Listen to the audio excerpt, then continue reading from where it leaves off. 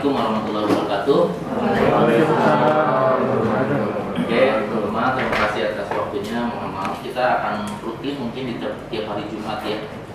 Jadi akan ada sharing dan itu wajib untuk semua kita, termasuk saya juga. Kita kosongkan semua jadwal, ada schedule di hari Jumat jam 9 sampai jam 9.15. Insyaallah mudah-mudahan minggu depan kita komit semua ya. Siap. Nah ini FFS sesuai judul, maksudnya Friday Fun Sharing. Jadi maksud dan tujuannya adalah kita akan sharing, sama-sama akan sharing mengenai hal-hal terkait 3 prinsip dasar yang ingin nanti kita sama-sama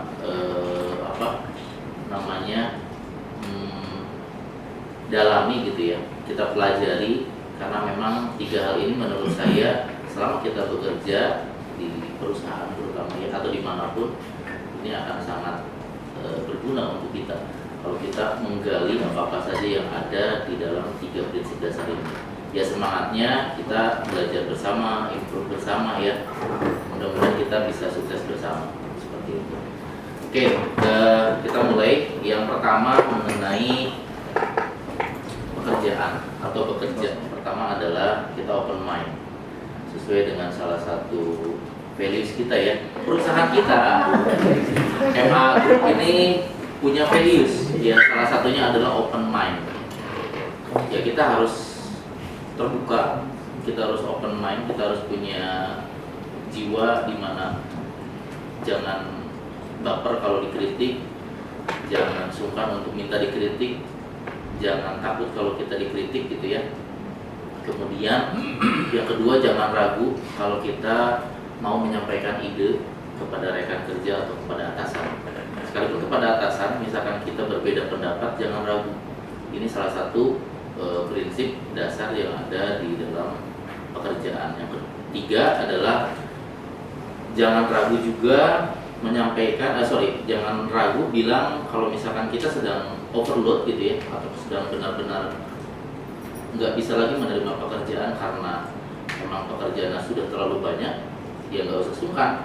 Kalau kita memang udah nggak bisa lagi melakukan pekerjaan di saat itu, gitu ya. Tapi jangan lupa kalau misalkan ternyata kita pekerjaan udah selesai nih, masih kosong, masih banyak waktu luang. Nah itulah peluang dimana kita bisa improve, bisa meminta pekerjaan-pekerjaan tambahan gitu ya, mau ke atasan langsung atau misalkan ada teman yang butuh bantuan gitu ya. Ini yang ingin kita sama-sama tanamkan di benak teman-teman. Kita akan benar-benar saling membantu, saling mendukung gitu ya, satu sama lain. Jangan karena Mas Uud di operation, kemudian karena Mas Halim di strategi tidak mau membantu. Begitu pun sebaliknya. Nah sama lah, di beberapa bagian teman-teman pasti ada beberapa hal yang mungkin tidak dipahami. Kalau memang teman-teman lagi kosong, bersedia membantu, silahkan tawarkan untuk membantu seperti itu. Kemudian membangun networking. Nah ini menurut saya penting sekali karena teman-teman di HRD itu menurut saya networking menjadi salah satu kunci ya. Pada saat teman-teman masuk dunia HRD, profesi apapun, maksudnya bagian apapun di HRD, tidak terkecuali dari bagian rekrutmen. Mungkin rekrutmen sangat penting gitu ya, kalau kita membangun network dengan banyak pihak. Tapi tidak terkecuali sebetulnya dengan bagian apapun kalau kita membangun network. Untuk apa? Untuk kita benar-benar mempelajari hal-hal yang baru dari mereka. Kemudian belajar sesuatu yang baru itu juga penting teman-teman. Atau bahasa kerennya itu change agent lah ya, agen perubahan. Silakan teman-teman nanti googling apa itu agen perubahan. Di beberapa perusahaan sebetulnya agen perubahan itu sudah sangat lumrah ya. Mereka sudah membiasakan diri untuk ada namanya sharing session atau knowledge sharing session seperti itu. Oke, kemudian memiliki target masa depan. Nah ini teman-teman sangat penting ya. Kalau misalkan teman-teman bekerja, jangan sampai datang ke kantor bingung hari ini mau ngapain gitu ya, karena nggak punya planning. Teman-teman harus punya target kerja untuk nggak cuma jangka pendek, menurut saya ini jangka panjang juga. Kenapa? Ya teman-teman mungkin di sini saya rasa under 30 mungkin ya rata-rata ya. Ini saya bersyukur nih karena baru kali ini tim di sebuah divisi gitu ya benar-benar sangat muda. Berarti sangat potensi, gitu ya, sangat punya potensi ke depannya untuk sama-sama maju. Saya nggak tahu nanti 2 sampai 5 tahun ke depan Mas Ante ada di mana. Kemudian Mbak Gina 5 tahun sampai 10 tahun lagi ada di mana gitu ya. Kalaupun masih di sini tapi di posisi apa? Seperti itu. Karena ya kalau kita berkaca ke orang-orang yang sukses gitu ya, mereka di saat awal melakukan apapun, tidak terkecuali di pekerjaan, mereka akan bikin target-target. Nah harapannya dengan kita berkumpul seperti ini, minggu depan kita akan membahas tentang target-target. Nanti penyampaian materinya mungkin ada salah satu yang bisa menyampaikan bagaimana kita set target gitu ya untuk kita sendiri dan apa yang akan kita lakukan di HRG. Ini penting teman-teman karena kalau misalkan kita tanpa target akan sulit gitu ya. Ibarat mobil tanpa tujuan muter-muter gitu ya, ternyata nggak sampai-sampai. Nah kalau teman-teman punya tujuan, kita kemana mau arahnya gitu ya, dan kita pada saat mencapai tujuannya, bahkan ada rintangan atau ada masalah sekalipun, kalau kita tahu tujuannya mau kemana, ya kita akan mencari cara untuk solving untuk masalah tersebut gitu ya.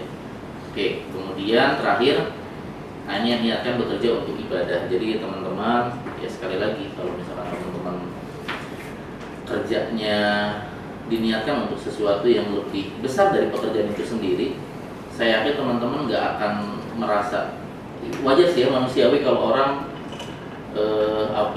sedang mungkin ya teman-teman yang masih jomblo gitu ya lagi masalah dengan pacar dan dengan segala macam, akhirnya moodnya nggak benar, nggak kerjaannya akhirnya nggak bikin dia termotivasi dan akhirnya hilang arah gitu ya. Nah kalau memang tujuannya lebih besar dari pekerja itu sendiri, saya yakin teman-teman akan mendapatkan apa yang teman-teman harapkan jauh lebih besar. Saya nggak akan cerita tentang diri saya sendiri, tapi apa yang saya alami di dalam pekerjaan gitu ya saat ini melebihi dari apa yang saya ekspektasikan, beyond expectation, itu aja sebetulnya. Nah mudah-mudahan teman-teman pun journey-nya atau perjalanan karir, hidup dan lain-lain itu mengalami hal yang serupa seperti itu. Dan jangan lupa istirahat yang cukup ya, manfaatkan waktu cuti juga dengan sebaik mungkin supaya apa? Karena untuk work-life balance. Oke, saya langsung lanjut kedua, agak lama keluarga. Kenapa ini penting? Dan saya harus bahas tentang keluarga karena ini bagian kedua yang akan tidak terpisahkan di dalam kita menjalani hidup gitu ya. Saya bukan berarti yang belum berkeluarga tidak punya keluarga, bukan gitu kan. Mungkin teman-teman yang masih belum nikah, ya saat nikah masih punya orang tua gitu ya. Nah, bagaimana dengan yang sudah menikah, sudah punya istri, punya suami, punya anak gitu ya, itu punya tanggung jawab lebih. Cari tahu makna keluarga bagi Anda, karena banyak dari kita gitu ya, kadang menganggap ini orang lain ya, bukan di sini ya. Kadang menganggap keluarga itu jadi nomor sekian gitu ya. Itu nyambung dengan apa value pribadi. Kalau saya pribadi, nah teman-teman nggak tahu saya punya value seperti apa. Pertama yang harus dilakukan adalah teman-teman harus bikin plan juga gitu ya. Harus bikin rencana. Rencananya bagi yang belum menikah, misalkan ingin menikah di usia berapa, kemudian kalau udah nikah ingin punya anak berapa, misalkan di tahun berapa dan lain-lain. Silakan diplankan. Ini menarik ya, karena saya belajar dari salah satu guru tentang keluarga. Mereka mengajarkan ada namanya mapping, family mapping lah. Saya diajarkan tentang family mapping. Dan saya baru lakukan kurang lebih sekitar 5-6 tahun ke belakang. Setiap tahun, awal tahun kami itu selalu saya gitu ya, istri dan anak-anak walaupun mereka masih kecil-kecil nggak jelas ngomongnya apa gitu ya, kita selalu libatkan, kita mau bikin planning dalam 1 tahun mau ngapain, di dalam 1 bulan kita mau ngapain. Misalnya kita mau camping secara rutin setiap berapa bulan sekali, kita mau ngapain pada saat weekend gitu ya, kita mau ngapain. Kalau saya dengan istri pasti punya planning lagi yang khusus gitu ya, dan itu harus diplanningkan. Kalau teman-teman nggak punya planning, yakin ya, berantakan, semuanya berantakan. Jadi teman-teman kalau sudah punya planning, pasti kita akan stick untuk planning itu. Kita akan benar-benar ibaratnya untuk diri sendiri aja kadang pelit gitu ya. Kalau kita udah punya planning, bisa jadi itu, gitu. Nah ini penting karena teman-teman kalau misalnya udah berkeluarga harus punya planning jangka pendek, jangka panjang, kemudian mingguan, bulanan, dan lain sebagainya. Teman-teman harus juga, karena kalau teman-teman udah bekerja sekarang, harus mulai berpikir untuk nabung. Iya, bahasa bagusnya sih sebetulnya bukan cuma nabung, tapi investasi. Yakin teman-teman harus mulai harus mulai belajar tentang investasi. Dari mulai kita merencanakan punya rumah, punya kendaraan untuk mungkin pendidikan anak. Misalkan teman-teman ada yang suka properti, ya silakan investasi di properti, atau yang kecil-kecilan semoga mulia misalkan gitu ya. Supaya apa? Supaya nantinya nggak nyesel teman-teman. Percaya deh, kalau teman-teman sekarang, kalau bahasa Sunda tuh awuntah tuh apa ya, terlalu berhambur-hambur gitu ya. Pada saat kita dapat nih uang gitu, kita nggak tahu untuk ngapain uang itu ya, karena mungkin masih single atau mungkin keluarganya masih sedikit, ada sisa uang yang cukup banyak yang teman-teman akhirnya hambur-hamburkan untuk hal yang useless gitu ya. Nah itu juga yang sangat disayangkan. Seberapa besar gaji Anda, mau 10 juta, 20 sampai mau miliaran sekalipun per bulan misalkan, tapi kalau misalkan kita nggak menjaga pergaulan, nggak mengadjust gaya hidup kita, percaya deh nggak akan pernah cukup. Salary kita nggak akan pernah cukup. Tapi kalau misalkan kita gaya hidup, terutama ya gaya hidup, dan juga lebih ke kebutuhannya, mengutamakan kebutuhan dibandingkan keinginan, maka teman-teman insya Allah sih lebih teratur lah ya untuk planning dalam hal keluarga. Oke, yang terakhir. Nah, ini menurut saya sangat penting teman-teman mengenai diri sendiri. Jadi menurut saya ini sangat penting. Kenapa? Pada saat kita tahu jati diri kita dan kita tahu kelemahan, kekuatan kita, mungkin nanti kita belajar tentang SWOT analisis gitu ya. Bagaimana membuat tujuan, harus smart dan lain-lain. Nanti kita belajar tentang SWOT gitu ya, dan lain-lain. Nanti kita akan belajar, setiap Jumat kita akan belajar hal-hal yang basic seperti ini yang nanti bisa bermanfaat untuk teman-teman. Oke, ini paling penting. Ini saya pernah ikut salah satu webinar tentang love yourself gitu, love yourself. Nah ini ada beberapa poin yang ingin saya sharing. Oke, 1 menit lagi ingin saya sharing. Manfaat mencintai diri sendiri. Pertama, ya kita akan terhindar dari stres gitu ya. Kenapa? Ya maksudnya pada saat kita tahu, dan pada saat kita ada salah satu buku yang ditulis oleh Adam Gordon kalau tidak salah, yang ditulis bukunya 365 jurus anti stres gitu ya. Mungkin teman-teman pernah baca. Itu dia menceritakan tentang bagaimana membuat hidup itu menjadi lebih mudah supaya tidak stres.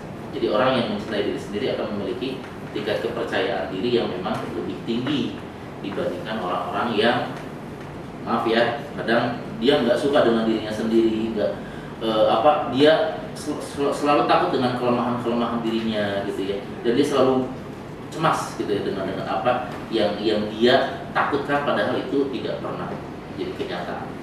Kemudian mendapatkan kepuasan hidup, ini juga penting teman-teman ya. Jadi ada beberapa buku sebetulnya yang terkait dengan psikologis juga, di mana kita bisa belajar tentang kalau kita tahu diri kita tahu bagaimana mengukur kepuasan diri kita sendiri. Yang ketiga, hidup lebih sehat. Teman-teman tahu sendiri ya, dan bisa mendefinisikan hidup lebih sehat. Silahkan definisikan sendiri, mungkin Mas Egi dengan tim olahraga MA Sportnya, teman-teman yang di sini yang belum bergabung silahkan. Teman-teman, seminggu mungkin hampir 4 kali saya main futsal, badminton nggak pernah. Kemudian main go-kart setiap weekend, main bowling, segala macam saya lakukan itu. Kenapa? Karena Saya tahu pada saat saya nanti berkeluarga, bukan saya nggak punya waktu, bukan, tapi saya akan tahu diri gitu ya, mengukur kalau saya sudah puas dengan apa yang saya lakukan sebelum nikah, maka kita akan benar-benar fokus untuk keluarga pada saat setelah menikah. Ini ya teman-teman. Kemudian meningkatkan daya tarik dan meningkatkan motivasi, nanti saya akan sharing beberapa materinya. Terakhir, tips mencintai diri sendiri. Ya ini pasti ya, mengenal diri sendiri, mensyukuri yang telah dimiliki, meluangkan waktu untuk kebahagiaan sendiri. Nah teman-teman punya hobi apa nih gitu ya. Saya bersyukur kalau saya nih, maaf saya cerita tentang diri saya bersyukur keluarga di sekitar saya mendukung saya. Saya punya hobi yang mungkin childish gitu ya, tapi buat saya itu sesuatu yang memang bermanfaat untuk saya. Saya harus punya waktu untuk meluangkan kebahagiaan saya sendiri gitu ya. Kemudian merayakan kesuksesan. Nah ini penting ya teman-teman. Silahkan nanti teman-teman merayakan, entah itu dengan keluarga, dengan orang tua mungkin, atau siapapun gitu ya. Ya, berpikir positif, menjauhi pertemanan dan lingkungan toksik. Ini penting teman-teman. Kadang toxic person itu capek loh. Kalau teman-teman punya teman yang suka kerjaannya ngedumel mulu, ngeluh mulu, segala macam, ada kucing hamil di depan lu, diceritain segala macam, dikeluhin gitu kan. Teman-teman silahkan pilih, karena circle kecil teman-teman nih mungkin 1, 2 atau 5 orang lah gitu ya, atau 4 orang, itu yang akan menentukan hidup Anda sampai 5 sampai 10 tahun yang akan datang. Circle kecil. Jadi bukan berarti kita harus memilih teman-teman, oh saya nggak mau temenan sama Mbak Eka gitu kan karena gini-gini. Bukan. Kita harus punya circle yang nantinya saling mendukung kita. Saya dulu memilih circle saya, guru-guru saya, atasan-atasan saya. Teman-teman kalau kemarin lihat mungkin datang ke sini, dia ngecek, mungkin dia nengok gitu kan, oh mantan-mantan gua ini sekarang udah kerja di sini, ngapain aja dan lain-lain. Dan saya nggak cuma 1 atau 2 atau 3 mantan atasan saya sebegitu dekatnya dengan saya. Sampai sekarang mantan atasan saya itu selalu baik. Posisi kita alhamdulillah sekarang sama. Dulu apa? Atasan saya dulu sudah GM, saya join dengan salah satu beliau itu, saya admin. Saya seperti admin di sini, siapa ya teman-teman yang kebetulan masih posisi admin? Ada kayaknya di sini. Dan sekarang di posisi sekarang alhamdulillah kita sudah ada di posisi yang sama, maksudnya sama-sama mempunyai tim di HRD gitu. Itu teman-teman silahkan definisikan sendiri. Kalau mau menjadikan teman baik siapapun itu yang menurut teman-teman memang nyaman gitu ya, silahkan. Oke, itu aja teman-teman, dan jangan lupa untuk jaga diri.